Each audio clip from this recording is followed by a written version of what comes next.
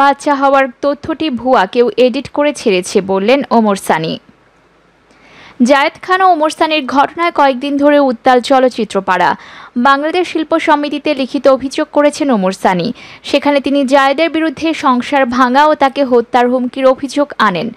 আবার এক অডিও বার্তায় মৌসুমী দাবি করেন জায়েদ খান ভালো ছেলে, তার ছোট ভাইয়ের মতো। ওমর সানি যেসব অভিযোগ করেছেন তা সত্যি নয়। এসব নিয়ে চলচ্চিত্র পাড়ায় ঝামেলা উত্তেজনা চলছেই। এর মাঝখানে ছড়িয়েছে একটি ভুল তথ্য।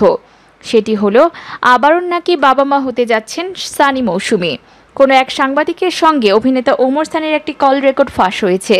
সেখানে ওমর সানিকে বলতে শোনা যায়, আমাদের ফুটফুটে দুটি সন্তান আছে, আরও একটি সন্তান আসছে ইনশাল্লাহ। আমাদের সুখের সংসার, আমি আল্লাহকে হাজির নাজির সাক্ষী রেখে কথাগুলো বলছি।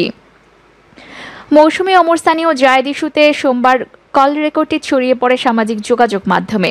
ওই কল রেকর্ডের সূত্র ধরে বলা হচ্ছে, ওমর সানি মৌসুমীর সংসারে আসছেন নতুন অতিথি। তবে ওমর সানি এই তথ্যকে ভুয়া বলে দাবি করেছেন। তিনি বলেন, বিষয়টি পুরোই গুজব। আমার কথাকে এডিট করা হয়েছে, মাঝে কিছু কথা ফেলে দিয়ে এডিট করে কথাটা ওভাবে ছড়ানো হচ্ছে। এগুলো ঠিক না। যারা এটা করেছেন তারা কেন করেছেন তারাই ভালো বলতে পারবেন। অনেক গণমাধ্যম কর্মীদের সঙ্গে কথা বলা হয়েছে, কে বা কারা এটা এভাবে এডিট করে ছড়িয়েছে সেটা জানি না।